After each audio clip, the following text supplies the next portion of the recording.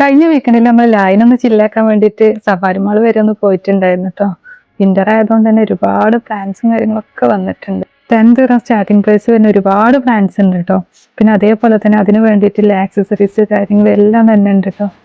അപ്പൊ ഈ വിന്ററിൽ ആരെങ്കിലും ഫാമിങ് സ്റ്റാർട്ട് ചെയ്യാൻ വിചാരിക്കുന്നുണ്ടെന്നുണ്ടെങ്കിൽ എന്തായാലും സഫാരി മാൾ നല്ലൊരു ഓപ്ഷൻ തന്നെ ഉണ്ടോ. ഞാൻ എന്തായാലും വിചാരിക്കണില്ല.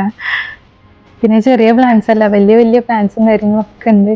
പിന്നെ അതേപോലെ ടെന്റ് കാര്യങ്ങൾ അങ്ങനെയുള്ള ഒരുപാട് സംഭവങ്ങളൊക്കെ കണ്ടിട്ടുണ്ട്. അപ്പൊ വിന്റർ ആയതുകൊണ്ട് തന്നെ അതൊക്കെ ഉദ്ദേശിക്കുന്ന ആൾക്കാർക്കൊക്കെ നല്ലൊരു ഓപ്ഷൻ തന്നെയാണ്. പിന്നെ നമ്മുടെ കളർ ഫിഷ്, അതുപോലെ ചെറിയ ബേഡ്സ്, അങ്ങനെയുള്ള കാര്യങ്ങളൊക്കെ ഉണ്ട് കേട്ടോ. അവിടെ ചെറിയ കുട്ടികളെയും കൊണ്ടൊക്കെ പോവുകയാണെന്നുണ്ടെങ്കിൽ അവർക്ക് എന്തായാലും ഇഷ്ടപ്പെടും.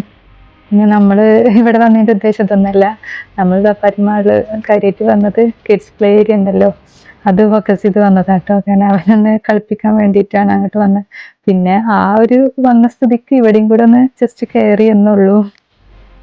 പിന്നെ നമ്മൾ കുറച്ച് നേരം ആ ബേഡിനൊക്കെ ഒന്ന് കണ്ടുകാണ്ട് പിന്നെ അവിടുന്ന് വേഗം ഏരിയക്ക് പോയിട്ടോ.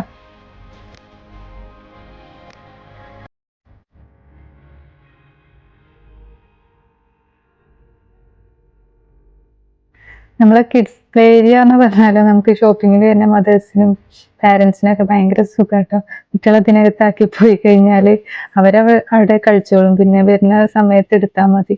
എൻട്രി ഫീ ഉണ്ട് കേട്ടോ. 30 ദിർഹം ആണ് എൻട്രി ഫീ വരുന്നത്.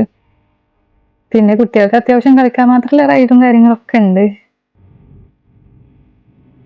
പിന്നെ ഞങ്ങൾ അതിനെ കുറച്ചേരം കളിപ്പിച്ചാൽ നേരെ ഫുഡ് കോർട്ടിൽ പോയിട്ടോ. അതാണെങ്കിൽ നമ്മൾ മെയിൻ ഫുഡ് കോർട്ടിൽ പോയിട്ട് കുറച്ച് നേരം അവിടെ പ്രോഗ്രാമൊക്കെ ഉണ്ടാവില്ല വീക്കെൻഡിൽ. അപ്പോൾ ഇത്തവണയും തന്നെ നമ്മളെ ശ്രീകൃഷ്ണ കോളേജിൻ്റെ റീയൂണിയൻ്റെ പ്രോഗ്രാം ഉണ്ടായിരുന്നു. അടിപൊളി പ്രോഗ്രാം ഉണ്ട്. അത് കുറച്ചേരം കണ്ടിരുന്നു.